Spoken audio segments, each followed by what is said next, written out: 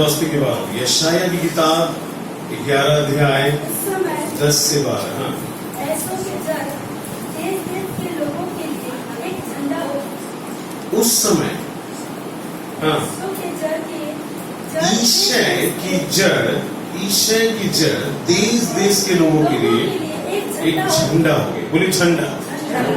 हाँ, सब राज्यों के लोग उसे ढूंढेंगे সকল রাজ্য ওকে খুঁজবে। और হ্যাঁ, उसका विश्राम स्थान तेजोमय होगा। আর তাদের বিশ্রাম স্থান তেজময় মানে আলোকিত হবে। হ্যাঁ, उस समय प्रभु का अपना हाथ दूसरी बार बढ़ाकर बचे हुए को जो उसकी प्रजा के रह गए थे असुर से, मिस्र से, पारोस से, कूश से, एलाम से, शिनार से, हमात से और समुद्र से और द्वीपों से मोल लेकर छुड़ाए। परमेश्वर अपने लोगों को जरा पीछे गए से तादेर के छुटकारा देवे। तब पहली बार में परमेश्वर ने जितने लोगों को बचा लिया, लेकिन जो रह गए, जो छूट गए, परमेश्वर उनको भी छोड़ेगा, बचाएगा। आमीन। আমাদের ঈশ্বর দ্বিতীয় সুযোগ দেন। आमीन। He is a God of second chance. वो जाति जाति के लिए झंडा खड़ा करके इस्राएल के सब निकाले हुए को, यहूदा के सब बिखेरे हुए को पृथ्वी के चारों दिशाओं से इकट्ठा करेगा। और ईश्वर নিজের লোককে चारों दिशा থেকে এক জায়গা করবে। বলুন এক জায়গা করবে।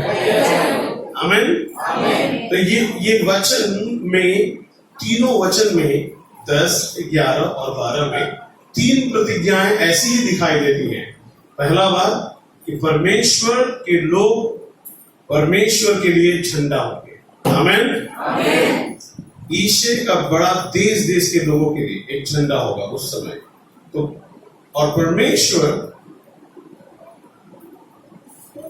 ईश्वर का जड़ যিশের যা শিকড় আছে তা যিশুকে বলা হয়েছে অ্যাকচুয়ালি, है ना। আর যিশুকে যারা পিছনে চলে তাদেরকেও বলা হয়েছে। आज यीशु नहीं, लेकिन आज प्रभु यीशु के दास। आमीन।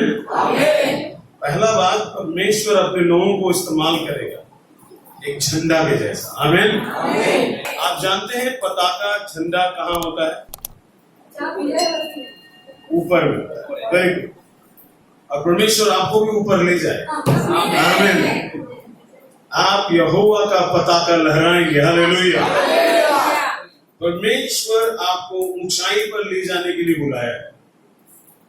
নিশ্চয়তা আমাদের ভাগ নেই, যদিও হতে পারে আমরা পড়ি, दुर्बल पड़ी, तो परमेश्वर का प्लानिंग है आपको ऊपर ले। दूसरा है कि परमेश्वर अपने लोगों को शत्रु से छुड़ाएगा। और तीसरा, निजे लोग के प्रभु एक जोड़ो को परमेश्वर अपने लोगों को इकट्ठा करेगा। आमीन। नाउ आज के वचन के लिए मैं परमेश्वर का धन्यवाद देता हूं। मैं सोच रहा था मैं क्या बोलूं, परमेश्वर ने एक वचन मुझे याद करवाया। अब ध्यान से वचन सुनिएगा। इब्रानियों 10 अध्याय 24 से 25 में लिखा है। इब्रियों 10 अध्याय 24 से 25। और प्रेम और भले कामों में उसकाने के लिए हम एक दूसरे की चिंता किया करें। ভালোবাসায় আর ভালো কাজে আমরা একের পর একে উৎসাহিত করি। আমেন। বলো ভালোবাসায় আর ভালো কাজ, प्रेम और अच्छे कामों में हम एक दूसरे को उस्काएं। हम एक दूसरे की चिंता करें। কি লেখা আছে? আমরা একের পরে চিন্তা করি। जो मंडली में प्रेम नहीं है वो मंडली बहुत मजबूत मंडली नहीं बनेगा। আবার যেই मंडलीতে ভালোবাসা নেই से खूब शक्त मंडली হবে। पास्टर के साथ, विश्वासियों के साथ, सबकी बातें कर रहा हूं। प्रभु আমাদের মধ্যে ভালোবাসা দেন। आमीन। तो मंडली में कहिए प्रेम हो। बोले प्रेम, अच्छे काम। দুটো জিনিস মধ্যে আমাদেরকে বাড়তে হবে, ভালোবাসা আর ভালো কাজ। और दूसरे का चिंता करना, और चिंता का औरत। आप अपने लिए चिंता मत करो, बोले मेरा चिंता करने वाला प्रभु है। आप दूसरों को चिंता करो जो प्रभु में कमजोर है ना। अब लिखा है, और एक दूसरे के साथ इकट्ठा होना ना छोड़े, बोले इकट्ठा होना चाहिए। एक जोड़ो होते भूलबे ना, बंद करबे ना, बाइबल ऐसा बोल रहा है। कब? जैसे, और क्या लिखा है, जैसे कि कितनों की रीति है कि एक दूसरे को समझाते रहे, और ज्यो ज्यो उस दिन को निकट आते देखो, जो तो इस दिन के आस्ते देखो निकट, काचे आस्ते देखो। कौन दिन? कौन सा दिन? यीशु के आने का दिन। क्यों त्यों और भी अधिक ये किया करो। और प्रेम, भले काम, बोले भालो काज, चिंता, एके बोले चिंता, और एक जोड़ो। यदि आप किसी विश्वासी के लिए चिंता नहीं करते हैं तो आप में मसीह का प्रेम कैसे होगा? आप सिर्फ अपने बढ़ने के लिए नहीं बुलाए, आपको और भी लोगों को मदद करते हुए बढ़ना है। हालेलुया। याद रहेगा ये चारों बात, ये नहीं भूलना। इकट्ठा होना बाइबल में बार बार ऐसा क्यों सिखाया गया? उत्पत्ति 1:10 में लिखा है, हमारा परमेश्वर इकट्ठा करने वाला परमेश्वर है। आदि पुस्तक 1:10 को देखा रोचे, ईश्वर जल के एक जोड़ो को, पानी को क्या किया? एक जगह समुद्र बनाने के लिए, बोलिए समुद्र बनाने के लिए। हालेलुया। प्रभु आपनादेरके वो समुद्र तैरी करबे। आमीन। बूंद बूंद से समुद्र बनता है, फूटा फूटा जल दिए ही तो है समुद्र, हाँ कि ना? तो एक एक व्यक्ति को लेकर के ही तो मंडली बनता है। हालेलुया। আমাদের ईश्वर उन्हीं एक जोड़ों को, यदि आप अलग अलग अलग अलग करने वाले लोग हैं तो आप परमेश्वर का साथ नहीं, शैतान के साथ। क्योंकि परमेश्वर क्या करता है हमेशा? धन्य है वे जो मेल मिलाप कराते हैं, ये परमेश्वर के पुत्र कहलाए, क्योंकि बाप जैसा है वैसा ही बेटा होगा। परमेश्वर जहां नहीं बोता वहां काटता है, যেখানে বপন করেন না সেখানে কাটেন। শুনছেন আপনি? এটা তো ঠিকঠাক না, যেখানে বপন করেন না তাহলে কেন কাটেন? जहां परमेश्वर बोएगा नहीं वहीं पर भी काटेगा। क्यों? क्योंकि उसका काम ही है इकट्ठा करना, है ना? आप नहीं काटोगे, परमेश्वर काट देगा। समझ में आ रहा है? परमेश्वर आपसे इवन जो चीज नहीं दिया है उसका भी हिसाब मांगेगा। सुन रहे हैं आप? उसको एक सिक्का दिया था, हिसाब मांगा था, एक सिक्की। आपको जो नहीं मिला है वो उसका भी हिसाब मिलेगा, देना पड़ेगा। इसलिए तो प्रभु से कहो कि परमेश्वर मुझे सब बातों के लिए तैयार कर। आमीन। वो जहां नहीं होता वहां काटता है, और जहां नहीं चीरता वहां से बटोरता है। एक जोड़ो को, हालेलुया। तो हमारा परमेश्वर ऐसा है, वो इजराइल को इकट्ठा कर रहा है। आपको पता है, इजराइल को इकट्ठा कर रहा है। अब परमेश्वर मंडली को भी इकट्ठा करेगा। हालेलुया। प्रभु के लोगों को भी इकट्ठा करेगा, अन्य जातियों को भी वो लेकर आ रहा है अपने चर्च, अपने इजराइल में। आमीन। तो परमेश्वर किनको इकट्ठा करेगा?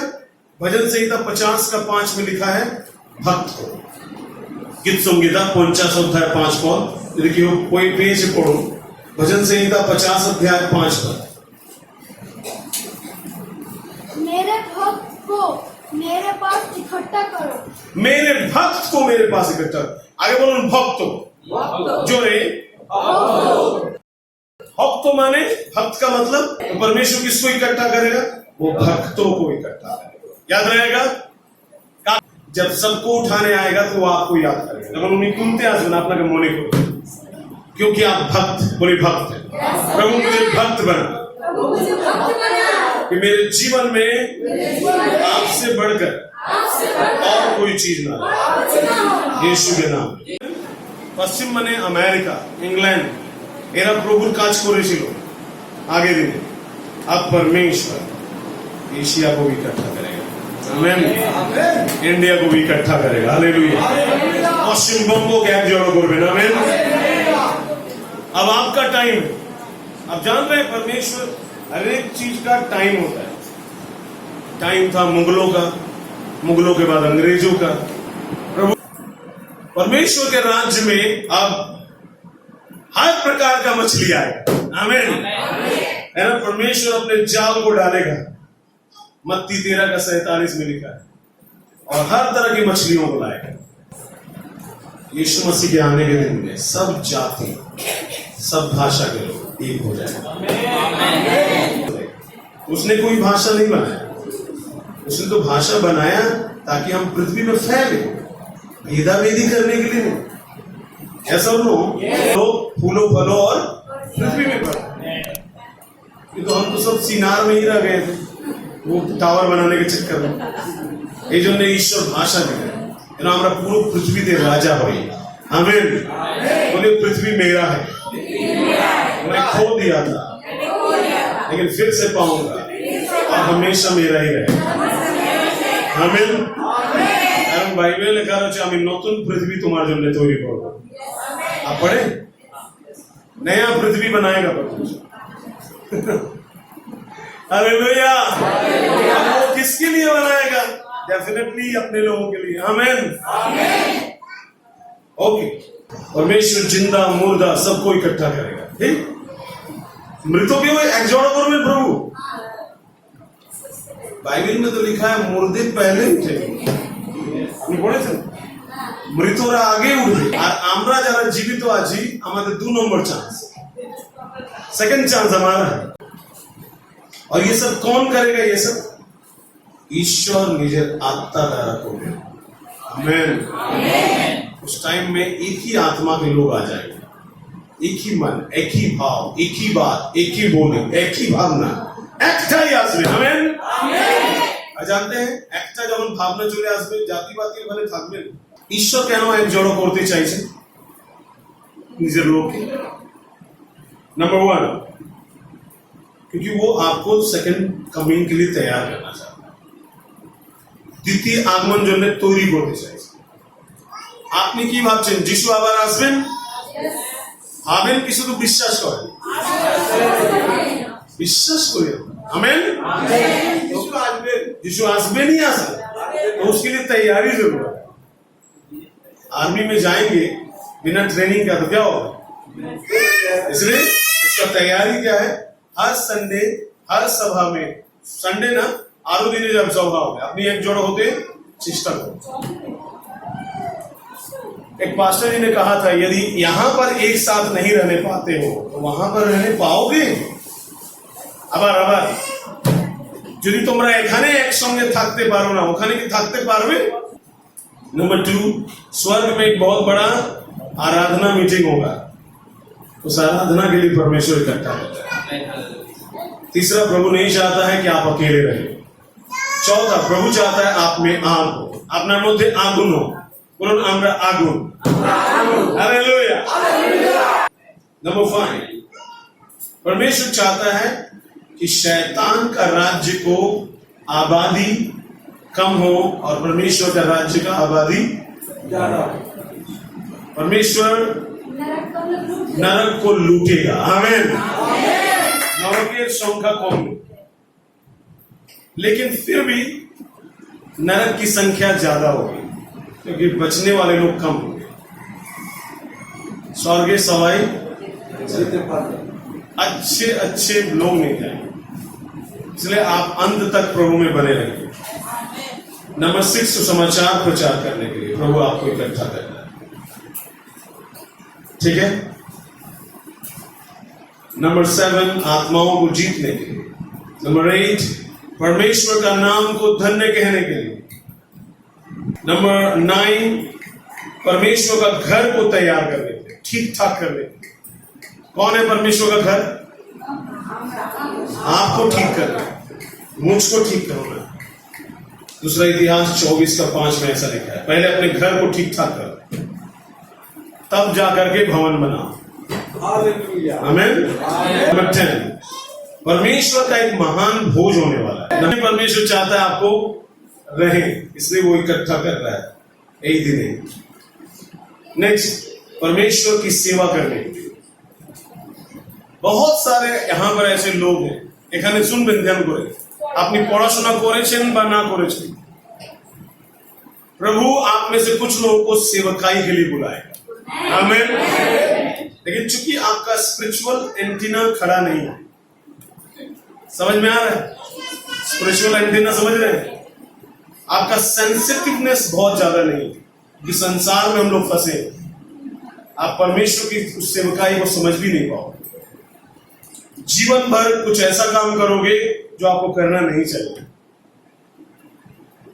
इसलिए मेरी प्रार्थना है कि परमेश्वर आपका स्पिरिचुअल एंटीना खड़ा करे, आमीन। आपकी आंखें खुल जाए, परमेश्वर का काम भी करने के लिए आप में से कुछ लोग चुने गए। नेक्स्ट, नंबर 12, असल को नकल से अलग कर दे। असल के नकल থেকে ईश्वर আলাদা করবেন, आमीन। आप असली सोना बनना है यीशु के लिए, आमीन। हम सभी को प्रभु असली बनाए। असल যিশু খ্রিস্টের মণ্ডলীর মধ্যে নকল লোকরাও আছে। क्या ये समझ रहे हैं आप? मेरी प्रार्थना है कि हम पाखंडी ना हो।